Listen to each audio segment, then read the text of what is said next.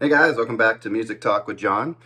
Today I'm doing an unboxing of Eric Clapton Unplugged. I've had this for a while.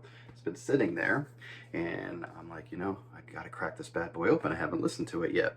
So it's the original master recording, MoFi Ultra Disc 1-step, now pressed on super vinyl. Ultra Disc 1-step pressing by Mobile Fidelity Sound Lab. And I know there's some controversy surrounding Mobile Fidelity, but my stand is I like how it sounds. I don't have a problem with it. The only problem I do have, and I'm with Mazzy on this one, is this big old box for one record. It's a lot. It's a lot of stuff, a lot of space for one record. So I'd like to see something a little more compact, I guess. It is a nice presentation. You have this on the spine here. I don't know if you can, I can't even see it on there, maybe right there, but it says Eric Clapton Unplugged, so you can kind of file it this way, and it's like books, you can read it like that. This one is, let's see, there were 10,000 of these made. This is number 5,917, so I'm somewhere close to the middle, I guess you could say. So let's open this up and see what we have. I did notice, and this was after I first bought it, and I didn't go back and exchange it, but I don't know if you can see it here. There is a little bit of a separation here. Looks like this doesn't fit exactly, and I don't know if it's the plastic pulling or not. So we'll just start it here, where that big gap is. And we'll see. Keep the hype sticker. Put that in the box later. This right here. Just do that afterwards.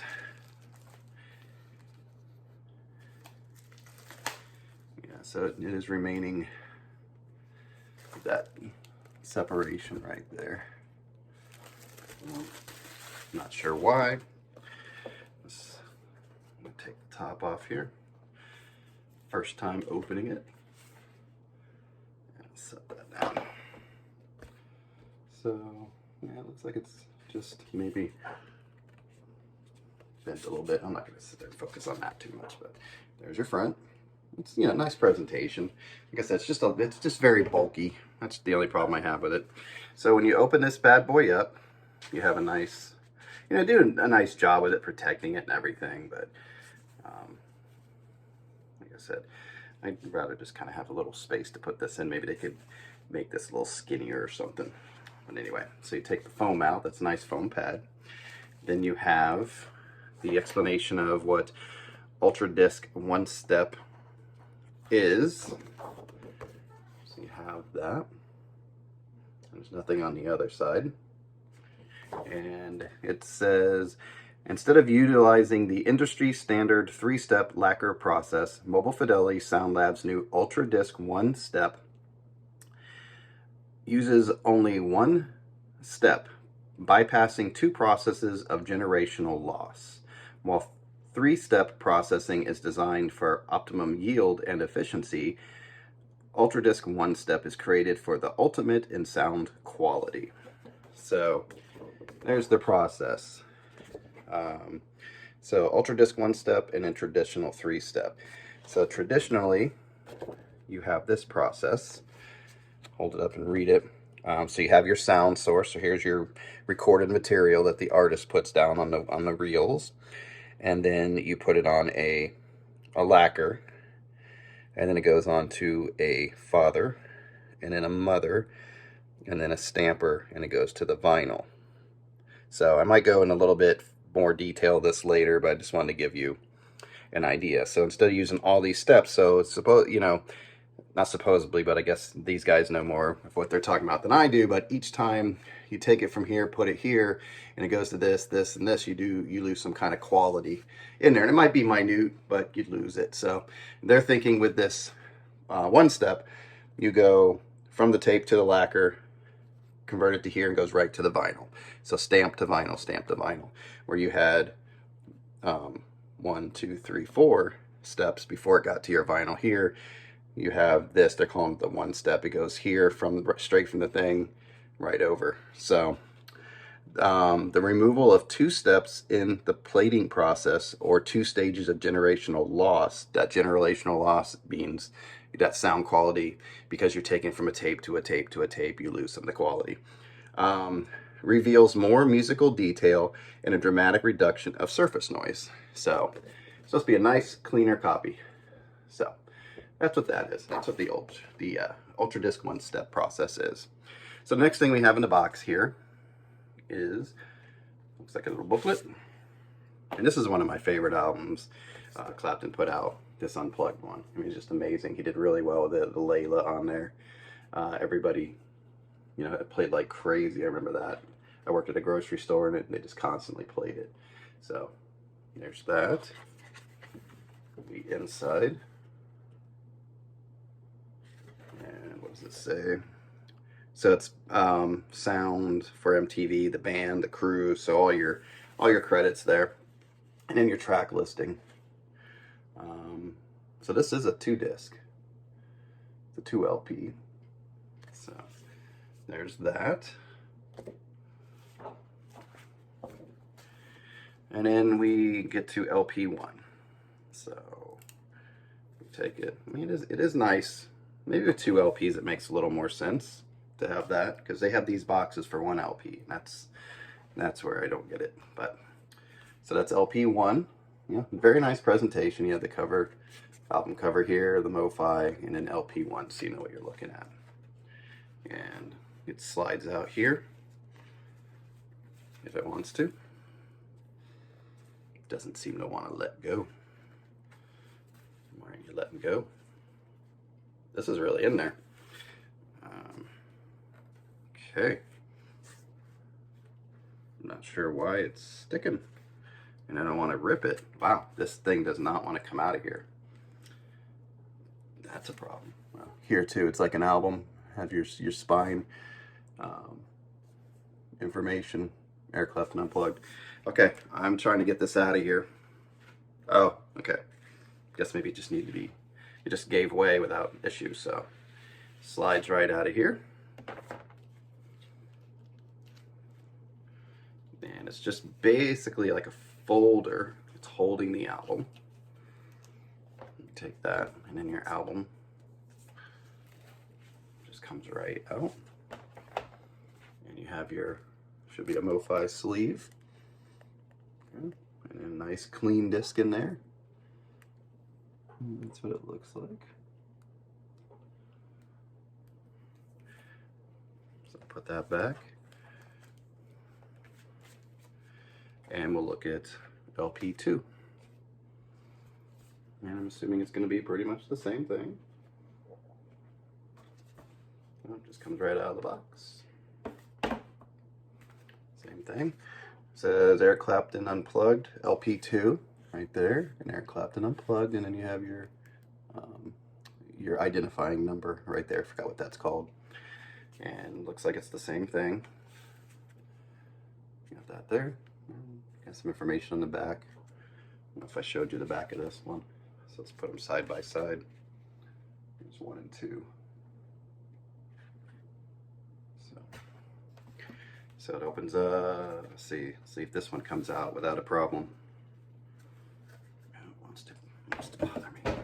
Of course, I just dropped the box. Okay, when they put these in here, they don't play around. I don't know why. There it goes. Just need a little help. So it just comes right on out. Just lost my light, sorry. Guess I need to charge it. Give me 1 sec.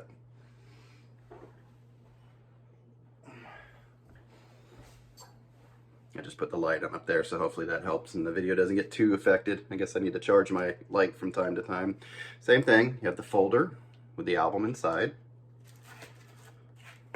And there's your album. MoFi sleeve. And there's the album. So what I'll do, I'll go ahead and play these. Let me show you the rest. There's not much more to the box. There it is. You have another piece of foam. So you have foam on the bottom, on the top to keep everything protected.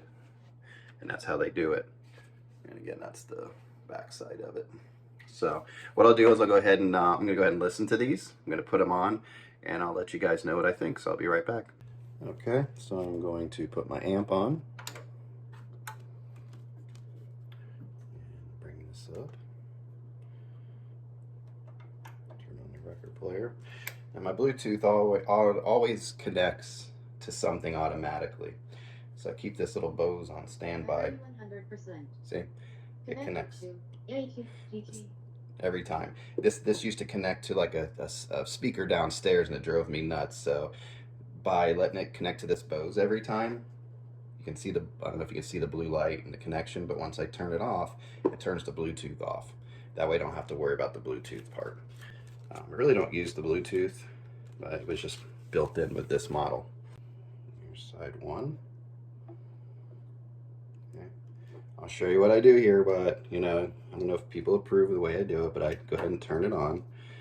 And I have my little brush, just kind of give it a quick little, right out to the outer edge. There it is. Okay. We are good. That's all I do. Like, you know, some people say clean your record before, whatever. I just get it on, get some dust off of it, and I play it. That's my thing. I don't know what your deal is. So you can put me some comments in below and let me know what you think. Let me get this out of the way so you can see a little bit better. So I'm going to put it on. And I think it's before you accuse me. I think that's the first one.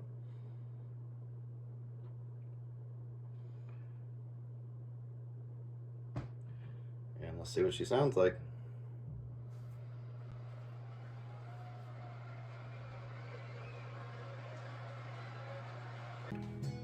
Okay, so two things. Let me just stop. Listen to that real quick. Sound a little slow.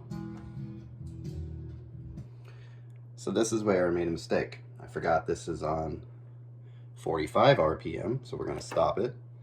I'll switch over to my 45, and the first song is Sign, not Before You Accuse Me. So let's see what it sounds like at the normal speed. So let's put it on again. Thought that was playing a little weird, and Clapton sounded a little drugged out there. Okay, so this is Sign. That sounds like a normal audience. There we go. Trial side 2.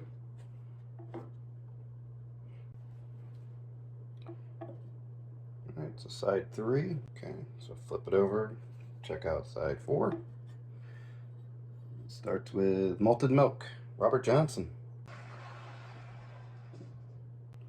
Okay, so that's all 4 sides.